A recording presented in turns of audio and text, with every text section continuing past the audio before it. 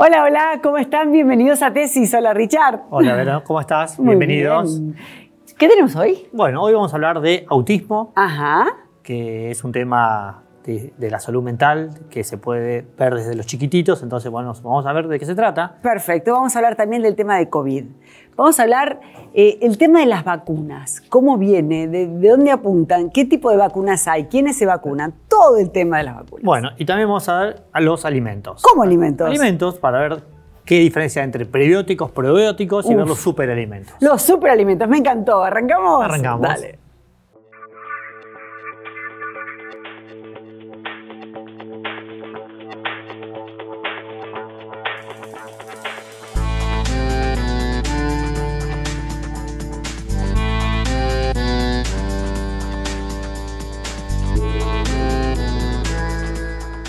Bueno, estamos con el farmacéutico Gustavo Traverso. Hola, Gustavo. Qué gusto tenerte. ¿Cómo están ustedes? Muy bien. Yo te quería preguntar, ¿por qué es tan difícil conseguir las vacunas? Qué pregunta.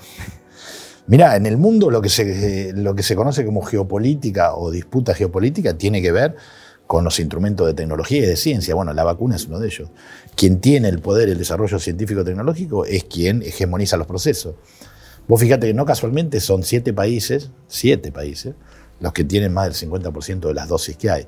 Y si te fijas, esos 7 países son los países de G7, mirá, valga la redundancia. Empezando por Estados Unidos, Rusia, la República Popular de China, Reino Unido, Italia y creo que está Canadá o Francia. Bueno, ¿por qué? Porque tiene una potente industria farmacéutica desarrollada, del sector privado, otro del sector público, depende del gobierno, pero tienen esa capacidad que se conoce en términos políticos como soberanía. Entonces construyen soberanía a partir de tener ser potencia científica y tecnológica y generan primero su población. ¿Qué es lo que se está discutiendo ahora? Es cómo el resto de los países que no tienen esa tecnología acceden a la vacuna. Los tipos que te dicen, mira, primero nosotros vamos a vacunar a la población de Estados Unidos, de China, de Rusia, y los excedentes de producción los vamos a exportar, ¿no? Entonces, en ese segundo pelotón viene la Argentina, disputando en el mundo eso. Argentina tuvo un gran acierto, que fue uno de los primeros que suscribió convenio con la Federación Rusa por el tema del laboratorio Gamaleya y la vacuna Sputnik V, cuando en el mundo estaba denostada. Acordémonos cómo fue este proceso. En agosto, fines de agosto, un tuit de la agencia del Ministerio de Salud de la Federación Rusa anunció que tenían la vacuna. Bueno, fue denostada, porque el resto de los laboratorios y el resto de los estados todavía estaba muy atrás.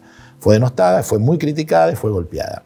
Argentina en ese proceso inicia un proceso de una gestión top secret, digamos, de estado a estado entre Vladimir Putin y Alberto Fernández, de poder acceder a la vacuna. Bueno, en ese sentido, ¿por qué tiene una situación de privilegio entre el pelotón rezagado? Digo, entre el segundo pelotón, no de los últimos que no tienen ni una sola dosis, pero entre el segundo pelotón, porque Argentina hizo una jugada importante de negociación previa cuando la vacuna todavía no tenía mercado y no estaba escalada productivamente.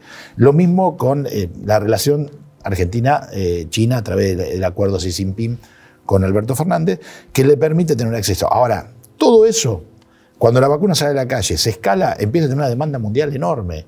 O sea, aparte de las demandas internas, porque la Federación Rusa tiene, bueno, ya ni recuerdo cuántos millones de habitantes, pero sus propios habitantes le dicen, che, no exportes, primero vacuna acá. Sí, igual están en el 2% de vacunación, 3%, no más que eso, Rusia. Exactamente. A pesar que están fabricando. Muchísimo.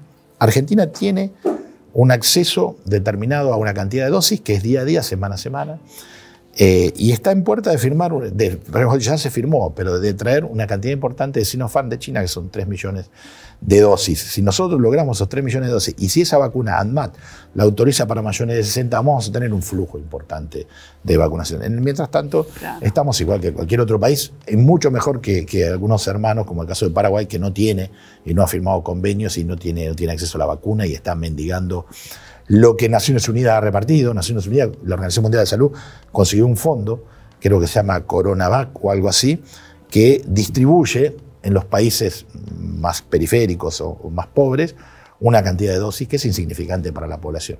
Pero es un problema político. ¿Y esto?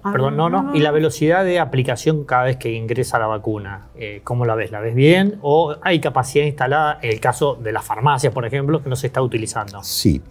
Ahí hay una decisión por parte, primero, como Estado federal, de poner en manos de las provincias el proceso de vacunación.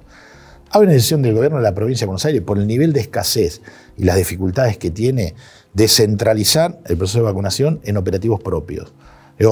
Y en la medida que se masifique el proceso, o sea, que tengas un volumen importante de gente, ir abriendo nuevos efectores, que pueden ser más efectores públicos o efectores privados.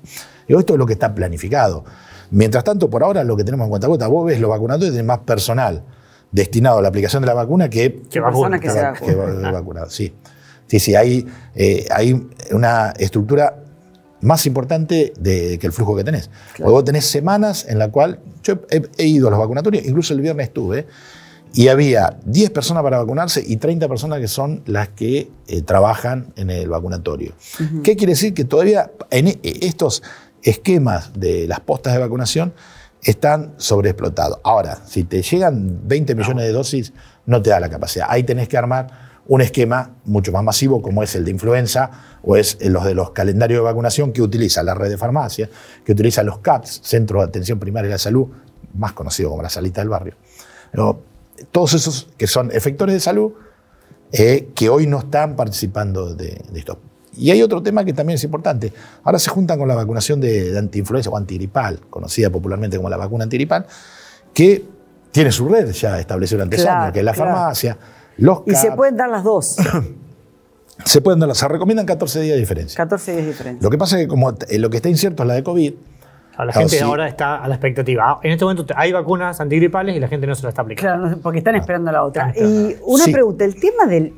Yo sé que esto es como difícil de hablar, pero bueno, si me contestan no hay preguntas indiscretas. El tema del mercado negro, del paralelo, de lo privado, de la gente que dice yo tengo plata y me quiero vacunar. Sí. ¿Cómo se maneja eso? Mira, tuvimos un problema y yo te voy a decir otra cosa, te la devuelvo. Un ministro de salud con 900 dosis de una vacuna en su baúl del auto, muy cerca de una frontera, donde del otro lado del río esas dosis se vendían a $1.000 cada uno, ¿no? El mercado negro existe, por suerte en la Argentina no. O por suerte en la Argentina no tenemos detectado los favores políticos, que fue lo que pasó y todo lo que todos sabemos. Lo que no hay es ninguna denuncia de ningún lado de mercado negro. Sí hay una línea de investigación por lo que pasó en esta provincia argentina, limítrofe con un país, donde sí hay un mercado negro muy fuerte que se venden a $1.000 las dosis. Y después lo que hay, algunas que aprovechan el turismo de vacunación, que es en el estado de la Florida, donde se está vacunando, también cobran $1.500 la dosis.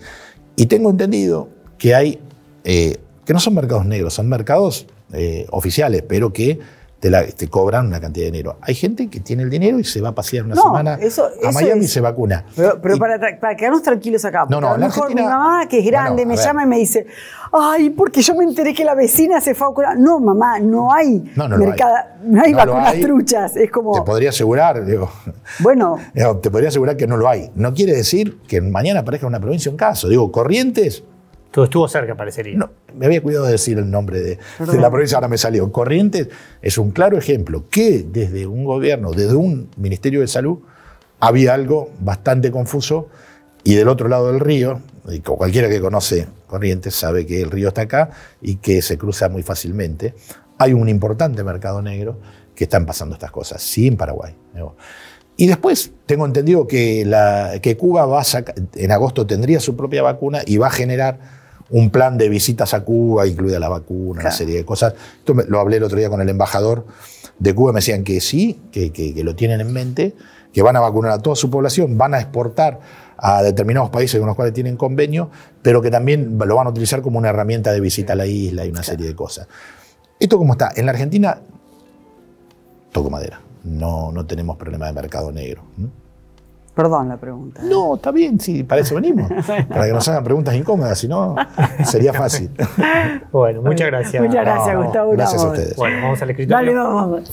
Viste que hay superhombres y superalimentos. Hoy vamos a hablar de los superalimentos. Estamos con Andrea Purita. Hola, Andrea. ¿Qué tal? Buenas tardes. Un gusto tenerte. Igualmente. Bueno, ¿qué tenés ahí adelante? ¿Cómo es esto de superalimentos? Bueno, viste que se habla mucho. A ver, los alimentos ahora pasaron a ser como estrellas en los seres humanos, pero hay que saber elegir cuáles, ¿no? Okay. Entonces, cuando se habla de superalimentos, son alimentos que te dan muchos nutrientes y que tienen una función muy buena en nuestro organismo, diciendo, por ejemplo, que es un prebiótico prebiótico, un probiótico, qué hace el cúrcuma en el organismo, qué hace la vitamina D, son curativos. Entonces, bueno, es muy importante que la gente sepa cómo incorporarlos durante, a ver, no digo todos los días, pero sí intercalar en la semana alguno de estos alimentos. Cúrcuma, me tiró cúrcuma. Bueno, cúrcuma es una especia, ¿sí?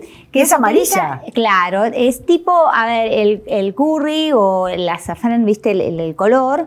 Pero es una especia que se utiliza en India muchísimo, en la cocina hindú, en la alimentación de los ayurvédicos, que está muy buena también esa alimentación. Un día vamos a hablar si querés.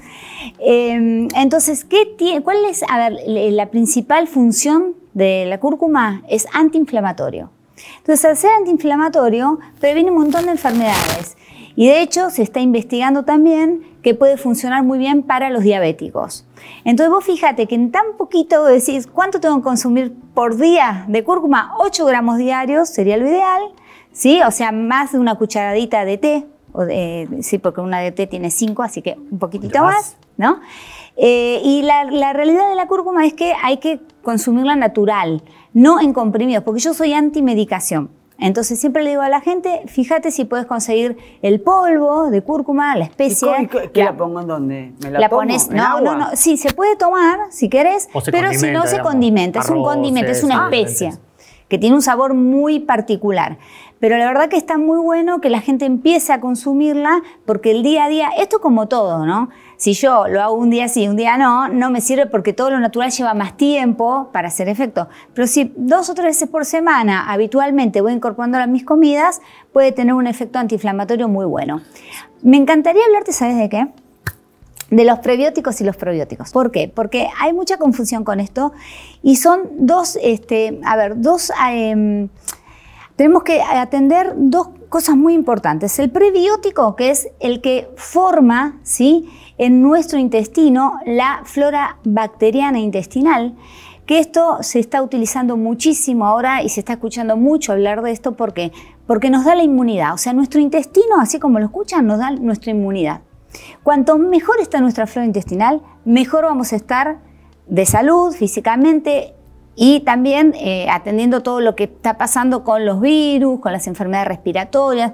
Tiene todo que ver con nuestra flora bacteriana intestinal. Y por otro lado, si nosotros hablamos de los probióticos, son los alimentos, por ejemplo, ajo, cebolla, todos estos alimentos que uno dice, ay, ¿son curativos? Bueno, que bajan la presión, que ayudan, sí, que son naturales. Estos son los probióticos y que se encuentran también, por ejemplo, en algunos lácteos. Y no hay que confundir prebiótico con probiótico. ¿Por qué? Porque uno es que te da la bacteria en el intestino. Por ejemplo, los lactobacilos, que se consumen a través de los lácteos, ¿sí? Y los otros son los alimentos naturales que consumimos y que van a ayudar a alimentar esas bacterias intestinales. Entonces son 2 cosas diferentes, pero muy necesarias para que las empecemos a consumir diariamente para cuidar nuestra inmunidad. Por eso se dice que el intestino es nuestro segundo cerebro, porque cuando nosotros nos alimentamos bien, tenemos bien nuestro intestino, generamos serotonina, que es una hormona que hace que estemos en bienestar y en buena salud. ¿Y cómo incorporamos todo eso con los superalimentos?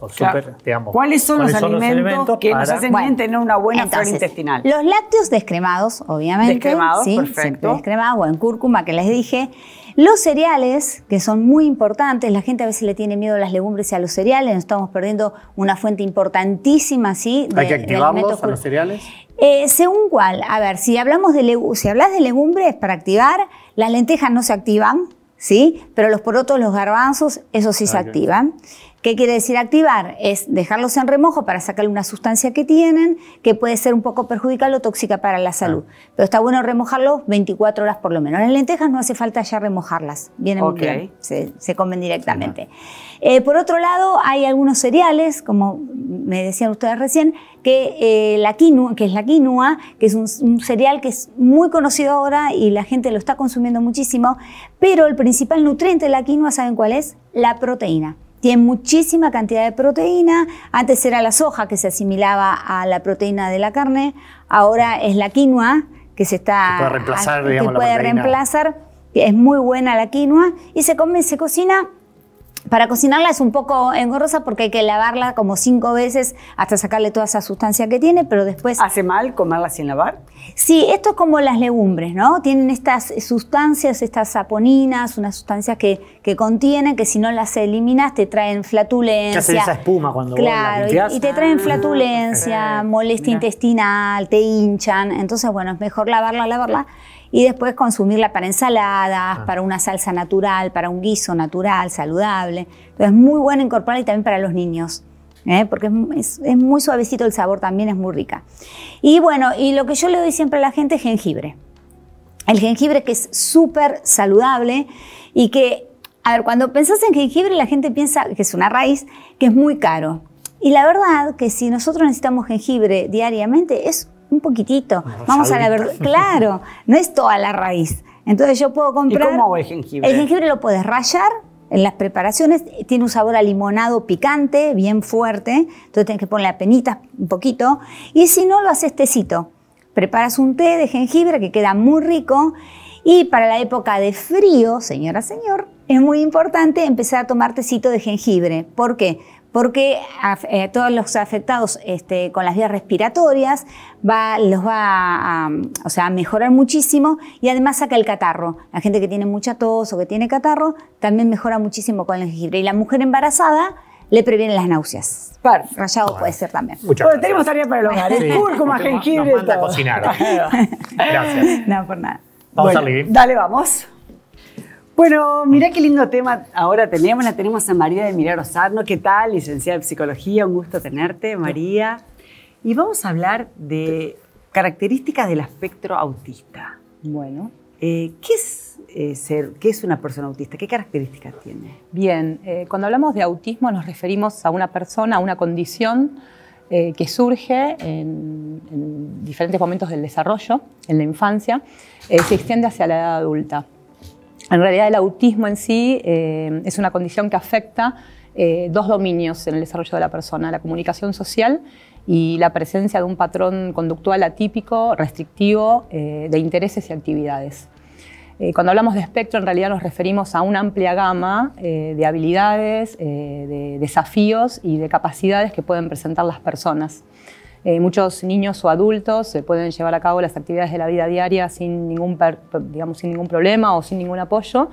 Y sin embargo, otras personas pueden presentar dificultades y apoyos sustanciales para llevar a cabo las actividades más cotidianas. En realidad, por eso nos referimos a un amplio espectro. Y eso generalmente se detecta cuando son chicos, lo tienen que digamos, es un comportamiento que se dan cuenta los papás, cuando recién llegan a la edad escolar, ¿en qué momento es más fácil detectar? En realidad la condición surge en los primeros momentos del desarrollo. Por eso dentro de la nosología actual nosotros manejamos una nosología que es el DSM-5, está dentro de los trastornos del desarrollo neurológico porque los síntomas generalmente aparecen en la primera infancia. Sin embargo, hay personas que aparecen en otros momentos cuando las demandas de la vida exceden sus propios recursos adaptativos. En realidad, el autismo, la condición no es patrimonio de la infancia, si bien surge en la infancia, se extiende hacia la edad adulta y es importante poder saber que el diagnóstico se puede llevar a cabo en diferentes momentos. ¿Y es reversible, María? En realidad es una condición que acompaña a la persona a lo largo de toda su vida. Por supuesto que algunos síntomas o algunos desafíos aparecen en algunos momentos del desarrollo y desaparecen con el tiempo. Algunas personas pueden presentar esta condición y en algunos momentos de su vida funcionar de una manera adaptativa y quizá en algún momento, como nos pasa a todos nosotros, ¿no? En algunas circunstancias de la vida donde la adversidad supera nuestros propios recursos adaptativos, requieren algún tipo de apoyo en particular, pero en realidad es una condición que acompaña a la persona siempre. ¿Y tiene que ver con algo que lo active? ¿Sería algún estímulo, algún gatillo? ¿O es genético? ¿Dónde está el causal sería? Exactamente. En realidad, las últimas investigaciones demostraron que hay un 80% de predisposición genética y un 20% de factores ambientales que funcionan, digamos, como gatilladores e intervienen en el sistema nervioso central y darían, digamos, una forma, un fenotipo conductual, digamos, compatible con la condición del espectro del autismo. Asimismo, hay otras condiciones, digamos, otros trastornos o síndromes genéticos, como es el X frágil, el síndrome de Down, o la presencia de familiares que presenten esta condición, que también son factores de vulnerabilidad para presentar o para desarrollar en sí el síndrome o la condición. ¿Y hay tratamiento para que la persona pueda sociabilizar y llevar una vida a trabajar, ser autosuficiente en todo sentido económico, no sé, cognitivo, espiritual? Sí, por supuesto, sí, hay tratamiento. Y los tratamientos en sí no es que hay un tratamiento en particular. La realidad es que el tratamiento, si bien podemos hablar de una generalidad, como comenté anteriormente, en líneas generales el autismo o la condición se expresa en dos dominios, la comunicación social y el patrón conductual. El tratamiento siempre va a ser un traje a medida porque va a estar relacionado con las necesidades de cada paciente en particular. Y esto también está relacionado con el concepto de espectro. Digamos, para ser un poco más clara, ¿no? Digamos, hay niños, por ejemplo, que en el dominio de la comunicación social podrían no desarrollar un lenguaje, y hay otras personas que pueden tener un lenguaje rico en vocabulario y desarrollarlo en el momento esperable de la evolución de un niño, pero presentan, digamos, déficit en la semántica, en la pragmática, ¿sí? O un lenguaje inapropiado, digamos, ¿sí? Entonces ahí, digamos, la intervención va a ser completamente distinta, digamos, en un paciente o en otro. El tema de la negación en las familias cuando encuentran, digamos, un hijo que tenga esta patología, ¿sí? Eso se ve habitualmente. ¿Cómo se puede ayudar? Sí, creo que la negación es un mecanismo protector en todos nosotros, ¿no? Creo que es importante que atendamos a las necesidades de los padres, de la familia, que escuchemos a los padres, que son los que más conocen a su hijo, que le demos lugar a su preocupación. La información es necesaria, que podamos, digamos, nosotros en salud mental manejamos diferentes niveles, que serían diferentes niveles a través de los cuales nosotros vamos encauzando a la familia hacia una consulta específica. Trabajamos en niveles de screening, que sería como un paneo general para la población local, ¿sí? Donde podemos identificar algunos factores de riesgo de algunos niños que podrían presentar, digamos, esta condición. Si se da, digamos, esta situación, pasaría a un segundo nivel, donde se lleva a cabo de un equipo. Y si ese equipo determina la necesidad de llevar a cabo una evaluación especializada, se pasaría a un tercer nivel de atención, que sería el específico para llevar a cabo una evaluación dentro del espectro del autismo. La información es necesaria, digamos, la psicoeducación, atender a las necesidades de los padres, y siempre cuando se da un diagnóstico es importante poder darlo en el marco de la contención y de la ayuda práctica. El diagnóstico en sí tiene una función en ese contexto. Claro, o sea que es muy importante también la familia, ¿no? Súper. Y los tratamientos, quinoterapia, hay un montón de terapias alternativas que son el arte. Totalmente, y no pensar solamente en disciplinas duras, digamos, ¿no? Una persona necesita recreación, necesita ocio creativo, claro. Digamos, el contacto con los animales, sí, por supuesto, actividades deportivas. Baile, arte, música. Canto, claro. Sí, explotar diferentes. Sí, como todos, lo que necesitamos todos. Lo que necesitamos todos, exactamente. Bueno, gracias María, un gusto tenerte, bueno, un placer. ¿Te gustó? Lindo, ¿no? Muy lindo, ¿verdad? ¿Se entendió? Bueno. Hay fragancias que se quedan a vivir en tu memoria. Aromas es lo más. Aromas es lo más. Transforma tu casa con aromas. Es lo más. Aromas es lo más. ¿Te gustaría ser revendedora de aromas? Llámanos, porque aromas es lo más. Se considerará como contacto estrecho a toda persona que haya proporcionado cuidados a un caso confirmado mientras el caso presentaba síntomas, o durante las 48 horas previas al inicio de los síntomas, y que no hayan utilizado las medidas de protección personal adecuadas. También a cualquier persona que haya permanecido a una distancia menor a 2 metros con un caso confirmado, mientras el caso presentaba síntomas, o durante las 48 horas previas al inicio de los síntomas, durante al menos 15 minutos. Adicionalmente, debe considerarse contacto estrecho en barrios populares, pueblos originarios, instituciones cerradas o de internación prolongada a toda persona que comparta habitación, baño o cocina con casos confirmados de COVID-19.